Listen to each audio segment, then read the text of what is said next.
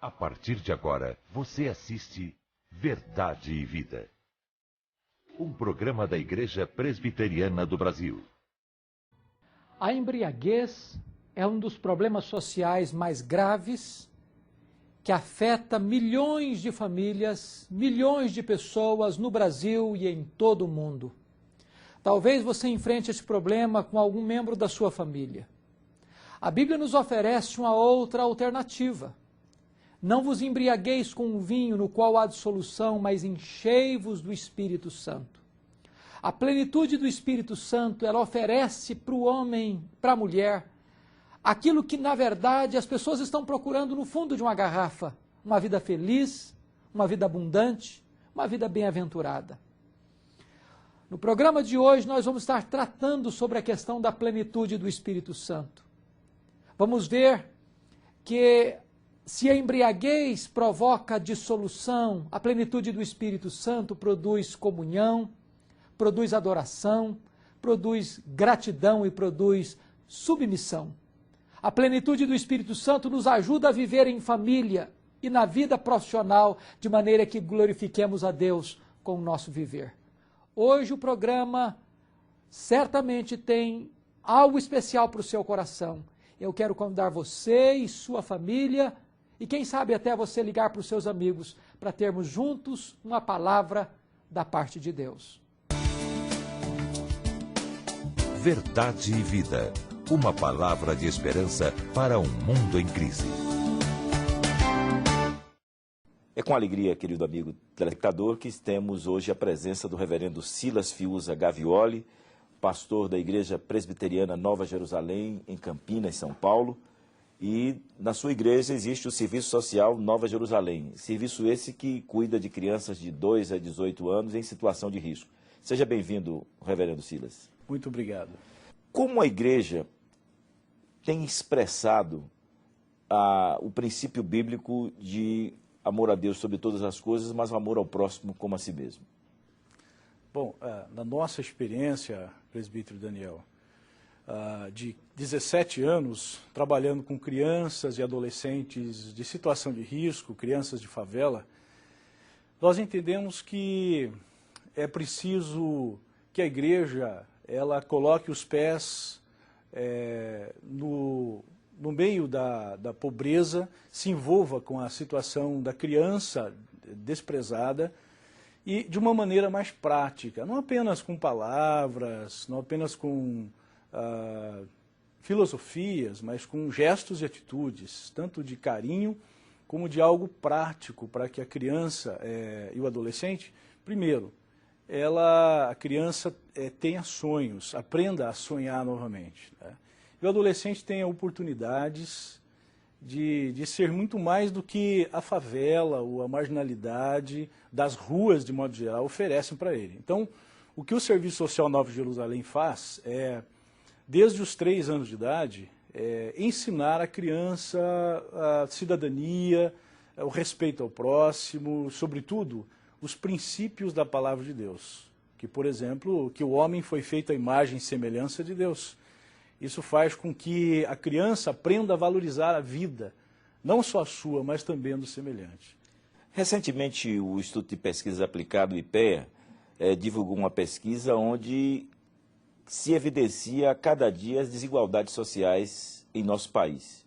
Quer pela falta de habitação, quer pelas desigualdades sociais que estão, cada dia o rico ficando mais rico e o pobre mais pobre. O que é que a igreja tem a ver com isso? Meu irmão, eu acho que tem tudo a ver. Jesus nos chamou para fazermos diferença na sociedade em que nós vivemos. E como Deus colocou a Igreja Presbiteriana Nova Jerusalém, um grupo de umas 25 pessoas de classe média, numa certa posição, há 17 anos atrás, em frente a uma favela. E naquela época nós entendemos que Deus tinha uma missão para nós. A justiça social é feita através da obra, do trabalho da igreja, incluindo crianças, abrindo os portões. Por exemplo, nós tínhamos uma situação em que as crianças vinham e riscavam os bancos novos da igreja. E nós entendíamos que o importante é que essas crianças estavam sendo acolhidas. Banco a gente compra outro, ou arruma, ou ensina as mesmas a cuidar, né? E a igreja começa incluindo essas crianças, não excluindo, não repelindo, mas trazendo-as para perto, sentando com elas, conversando, tendo um programa objetivo, bem estudado, bem elaborado, diário, não somente uma vez por mês, que possa incluir essa criança não somente com palavras bonitas, mas trazendo a elas oportunidade de vida, de sonho, de profissão. A igreja começa por aí. Isso dá trabalho. Isso dá muito trabalho. E talvez seja por isso que poucas igrejas ainda se envolvem com isso. A Igreja Presbiteriana Nova Jerusalém se envolve 100%. Houve um tempo em que metade dos dízimos eram revertidos para a obra social. E fomos buscar novas parcerias e contatos e pessoas a fim de que o trabalho crescesse, o trabalho se tornasse cada vez mais aperfeiçoado, com técnica, e com amor, mas também com bastante habilidade para fazer isso, com profissionais que façam isso, né? A inclusão social da criança, a gente acabar com a justiça social, é um sonho que deveria partir e ser ensinada pela própria igreja, não somente pela pregação, que é muito importante, mas também pela ação prática da igreja. Colocar a mão na massa, se envolver, ser voluntário, ensinar as igrejas, os membros das igrejas, a serem voluntários, darem 1 hora ou 2 por semana para uma entidade social, né? Ou formar uma organização social de sua igreja, uma ONG, que realize algo que venha transformar o bairro. O que aconteceu conosco lá, presbítero Daniel, foi que a própria favela, né, mudou. Hoje eles mesmos não gostam que chamem de favela o lugar, né? Eles chamam pelo nome do bairro, né? E muitos dos adolescentes que tinham uma projeção para serem criminosos, bandidos, assaltantes, hoje tocam no louvor da igreja, né? São adolescentes que estão sonhando com uma profissão, uma família, sonhando com uma vida melhor que tiveram seus pais. Muito obrigado, reverendo Silas, pela sua presença aqui entre nós. E nós louvamos a Deus pelo ministério que a sua igreja tem desenvolvido com responsabilidade social.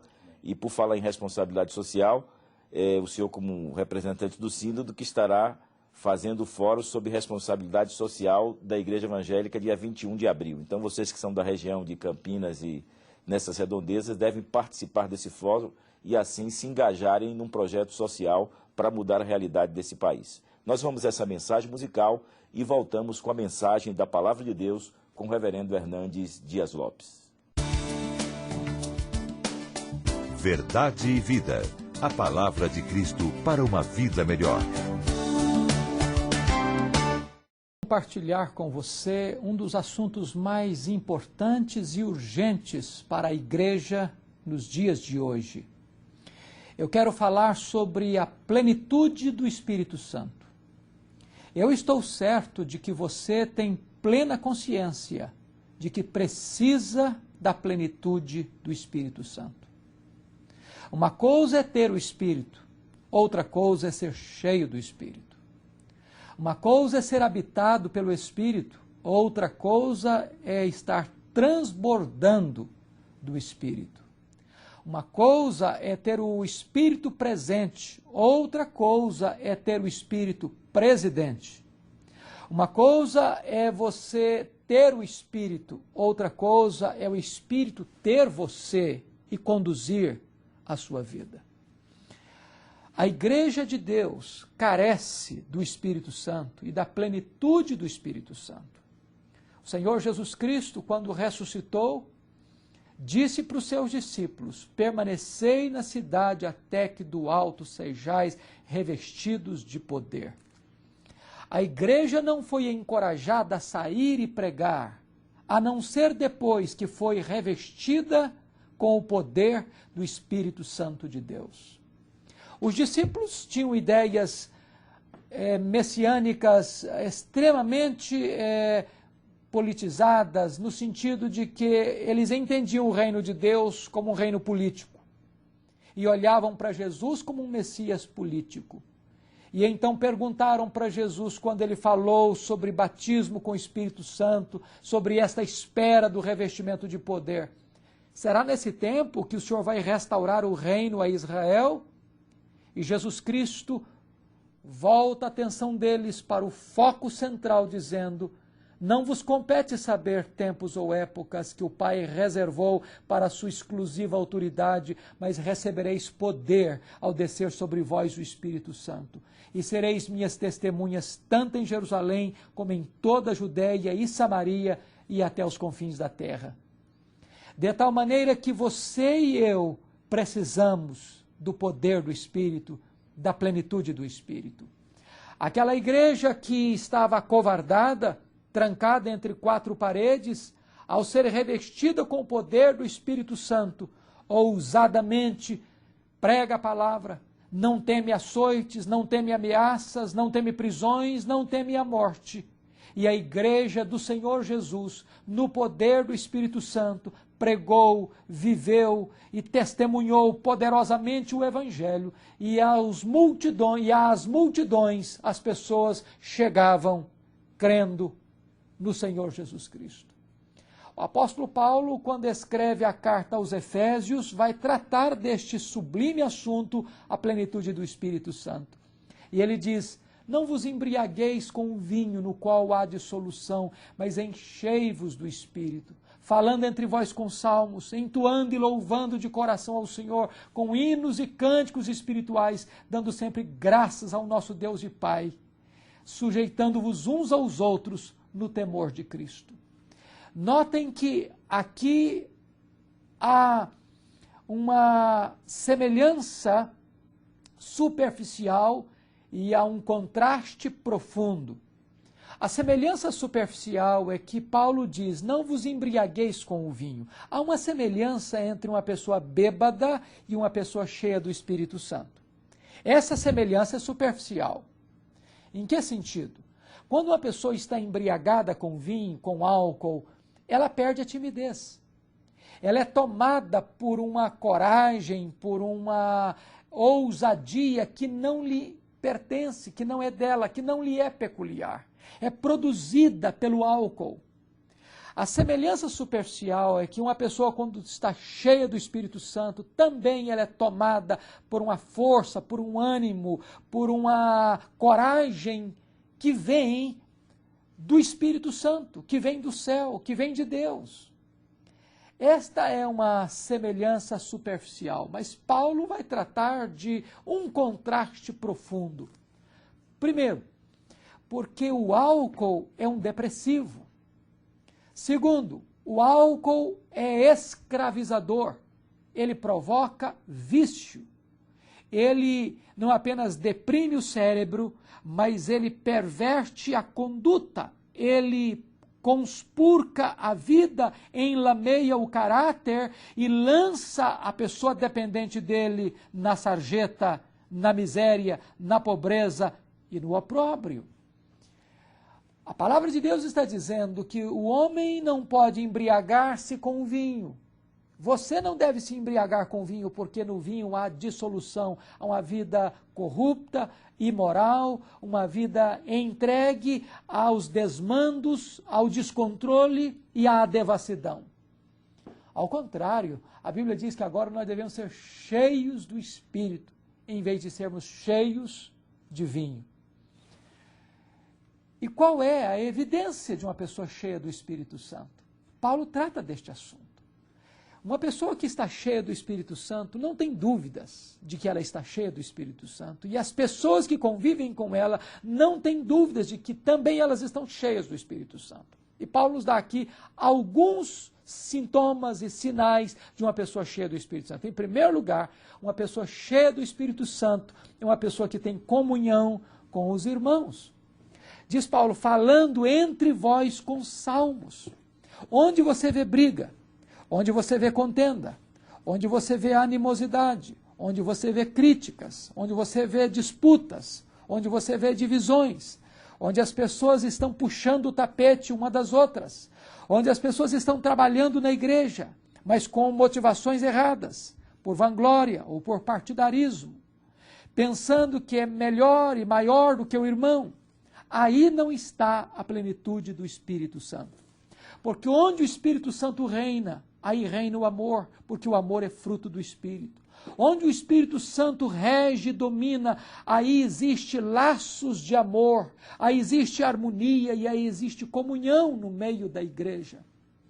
A comunhão da igreja não se estabelece com normas humanas, com regras humanas, nem com leis que se impõem sobre as pessoas. A plenitude do Espírito Santo nós recebemos quando obedecemos a Deus, quando nós nos arrependemos do pecado, quando nós confessamos o nosso pecado, quando nós acertamos a nossa vida com Deus e quando nós nos rendemos ao projeto de Deus e à vontade de Deus, e quando nós oramos e buscamos a Deus, então nós recebemos esta plenitude do Espírito e ela pavimenta a nossa relação de comunhão uns com os outros. Mas o segundo sinal da plenitude do Espírito Santo não é apenas comunhão, mas também é adoração. Agora não é falando entre vós, o texto diz adorando a Deus, louvando a Deus com hinos e cânticos espirituais. Você quer saber se uma pessoa está cheia do Espírito? Veja como é que ela adora a Deus. Uma pessoa que murmura, uma pessoa que reclama, uma pessoa que está sempre lançando palavras de murmuração, de amargura, inconformada com a vida, reclamando da vida, reclamando do casamento, reclamando da família, reclamando do trabalho, reclamando da igreja. Ela está dando sinais de que não é uma pessoa cheia do Espírito Santo de Deus. Uma pessoa cheia do Espírito Santo de Deus adora a Deus. Ela tem nos seus lábios palavras de adoração, palavras de exaltação. Ela quer glorificar a Deus, porque o seu coração está cheio de louvor, cheio de adoração. Ela se volta para Deus, para engrandecê-lo, para exaltá-lo, para magnificá-lo, porque ela está cheia do Espírito Santo de Deus que nos conduz à adoração. Mas há uma terceira marca de uma pessoa cheia do Espírito Santo. É a gratidão a Deus. Diz o texto, em tudo dando graças a Deus por meio do nosso Senhor Jesus Cristo. A gratidão é uma marca de uma pessoa que está cheia de Deus. Porque tudo que nós somos, tudo que nós temos, veio de Deus, é de Deus e deve ser consagrado de volta para Deus. A gratidão é um sentimento que deve brotar do coração de toda pessoa salva, porque fomos tirados das trevas para a luz, fomos arrancados da potestade de Satanás para o reino de Deus. Nós estávamos perdidos e fomos achados, nós estávamos mortos e revivemos, nós estávamos sem rumo e estamos agora nas veredas da justiça. Nós estávamos entregues ao pecado e agora fomos livres, libertos, transformados como filhos de Deus. E esta gratidão deve estar reinando no nosso coração. Eu quero encorajar você a olhar para a vida com os olhos de Deus. Muitas vezes você reclama da casa que mora, da roupa que veste, da família que tem, da igreja que frequenta. E sabe, você precisa olhar até mesmo para as circunstâncias da vida. E em vez de olhar com amargura, com ressentimento, com murmuração, olha para a vida segundo os olhos de Deus, entendendo que todas as coisas cooperam para o bem daqueles que amam a Deus. Em vez de você reclamar, glorifique a Deus. Em vez de você estar amargo e azedo, agradeça a Deus, a vida que você tem, a família que você tem, a igreja que você tem. Porque este é um sinal de uma pessoa cheia do Espírito Santo de Deus, a gratidão no coração. Mas Paulo nos dá uma outra marca de uma pessoa cheia do Espírito Santo. É a submissão, sujeitando-vos uns aos outros no temor de Cristo. Você quer conhecer uma pessoa cheia do Espírito Santo? Veja se esta pessoa é humilde. Não combina uma pessoa cheia do Espírito Santo orgulhosa, soberba, altiva, vaidosa. A Bíblia diz que Deus resiste o soberbo, mas dá graça aos humildes. Uma pessoa cheia do Espírito Santo, ela não quer se envaidecer. Ela não quer ficar no pedestal. Uma pessoa cheia do Espírito Santo não canta quão grande és tu diante do espelho. Uma pessoa cheia do Espírito Santo não bate palmas para si mesma. Ela não busca promoção, ela não procura os holofotes, ela não quer ficar debaixo das luzes da ribalta, porque ela entende que ela é serva. Ela quer glorificar a Deus e exaltar a Deus, porque ela está a serviço de Deus. Agora, note você que Paulo vai falar de plenitude do Espírito Santo exatamente no contexto da família. Logo em seguida, Paulo diz que a esposa tem que ser submissa ao marido como a igreja é submissa a Cristo. Nesta mesma linha de pensamento, Paulo diz que o marido deve amar a esposa como Cristo ama a igreja, e a si mesmo se entregou por ela para santificar e para apresentá-la como esposa gloriosa, santa, sem ruga, sem mácula. Nesta mesma linha de pensamento, Paulo diz que os filhos precisam obedecer os pais no Senhor e os pais não podem provocar os filhos à ira. Nesta mesma linha de pensamento, Paulo diz que o patrão não pode tratar o empregado de forma carrasca, de forma dura, de forma insensível, e também o empregado não pode servir ao seu patrão apenas para agradar a homens, mas como se prestando um serviço a Deus para agradar o próprio Deus. De tal maneira que a plenitude do Espírito Santo está presente na família e no seu contexto de trabalho. Você é cheio do Espírito Santo, mulher, quando você submete ao seu marido, como a igreja se submete a Cristo. Você, marido, revela a plenitude do Espírito Santo quando você ama a sua esposa, quando você se dedica a ela, quando você a trata com honra, quando você cuida dela, quando você a abençoa e trabalha para a santidade da sua esposa. Você, pai, revela a plenitude do Espírito Santo quando você trata os seus filhos com ternura, com amor, com zelo, com cuidado, não provocando seus filhos à ira, mas criando-os na disciplina e na admoestação do Senhor.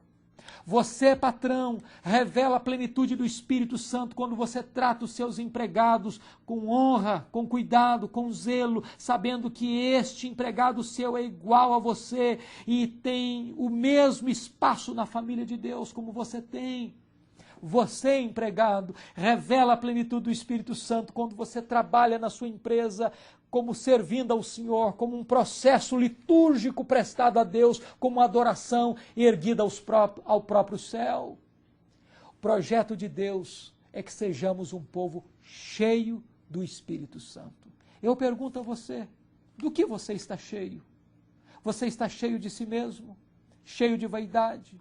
Cheio de ganância? Cheio de avareza? Cheio de impureza? Ou você está cheio do Espírito Santo de Deus?